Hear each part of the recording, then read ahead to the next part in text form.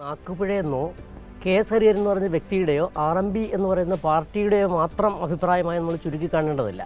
ഇത് ഈ വടകരയെക്കുറിച്ച് നമ്മൾ ചർച്ച തുടങ്ങിയ വടകര മോഡലിനെ കുറിച്ചാണ് NBC പറഞ്ഞത്. വടകര മോഡൽ കേരള രാഷ്ട്രീയത്തിൽ വിവിധ വിവാദങ്ങൾക്ക് തുടക്കം കുറിച്ചൊരു പ്രദേശമാണ്.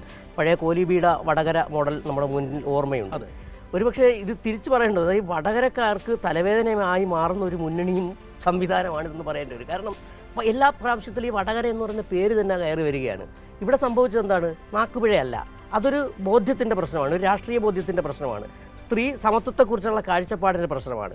വെറുതെ അങ്ങ് ശൈല ടീച്ചർ അങ്ങനെ പറഞ്ഞു പോവുകയല്ല. അത് അദ്ദേഹത്തിന് പറ്റിയ പോലെ നാക്കുപിഴ അല്ല. അത് അയാളും ആ കെ എസ് ഹരിഹരൻ എന്ന് പറയുന്ന ആളും അദ്ദേഹത്തിൻ്റെ രാഷ്ട്രീയ പ്രസ്ഥാനവും അദ്ദേഹം ആ പാർട്ടി ഉൾപ്പെടുന്ന മുന്നണിയുടെയും ബോധ്യമാണ് ഈ പ്രശ്നം.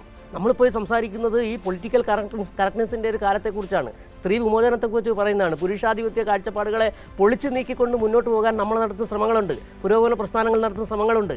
അതിനെല്ലാം ഇല്ലായ്മ ചെയ്യുന്ന തരത്തിലുള്ള ഒരു മുന്നണി മ്ലേച്ഛമായിട്ടല്ലായിരുന്നു. അതിലേറ്റവും എന്നെ അലസരപ്പെടുത്തി വരുന്നില്ല, ഈ നേതാക്കൾ അടക്കം അവരെന്നെ ചിരിക്കായിരുന്നു. ആ പരിഹാസ ചിരിയാണ് നമ്മുടെ മുന്നിൽ ഇപ്പോൾ നിൽക്കുന്നത്. കെ എസ് ഹരിഹരൻ പറഞ്ഞതല്ല, ഒരു മുന്നണിയിലെ നേതാക്കൾ ഉൾപ്പെടെ കേരളത്തിൻ്റെ പ്രതിപക്ഷ നേതാവ് അടക്കം അവിടെ വടകരയിലെ സ്ഥാനാർത്ഥിയായിരുന്ന ഷാഫി പറമ്പിൽ ഉൾപ്പെടെയുള്ളവരെന്ന് ചിരിക്കായിരുന്നു എന്ന് പറയുമ്പോൾ കേരളത്തോട് നോക്കിയുള്ള ചിരിയാണ്. ഇവിടെ സ്ത്രീവിരുദ്ധത അവർ അവരുടെ മുഖമുദ്ര അത് തന്നെയാണ്, അവർ മുന്നോട്ട് വെക്കുന്ന രാഷ്ട്രീയം അത് തന്നെയാണ്. പിന്നെ ഇന്നലെ ആ ഈ പരിപാടിയെ സംഘടിപ്പിച്ച് നോക്കണം, എന്താ CPM-ൻ്റെ വർഗീയ നിലപാടുകൾക്കെതിരെ ഉള്ള കൂട്ടായ്മ എന്നൊക്കെ പറഞ്ഞാണ്. അതാണ് ഏറ്റവും രസകരമായ വസ്തുത.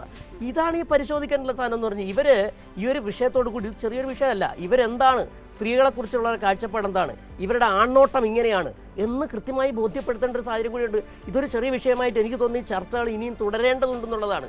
ഇതാണ് ഇവർ മുന്നോട്ട് വയ്ക്കുന്ന കാഴ്ചപ്പാട്, സ്ത്രീപക്ഷ കാഴ്ചപ്പാട് ഇവരുടെ ഇതാണ്. സ്ത്രീയുടെ ശരീരം എന്ന് പറഞ്ഞാൽ പുരുഷൻ്റെ സ്വാതന്ത്ര്യത്തിന് വേണ്ടിയും പുരുഷൻ്റെ കാഴ്ചയ്ക്കും വേണ്ടി ഉള്ളതാണെന്ന് പറയുന്ന കാഴ്ചപ്പാടുണ്ട്.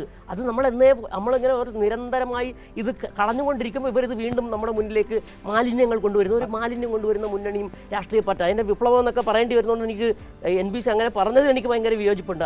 RMPO എന്താ അവരുടെ പേരെങ്ങനെയാണ്? ആ പേര് ഞാൻ റവല്യൂഷണറി മാർക്സിസ്റ്റ് പാർട്ടി. അത് എന്ത് റവല്യൂഷനാണ്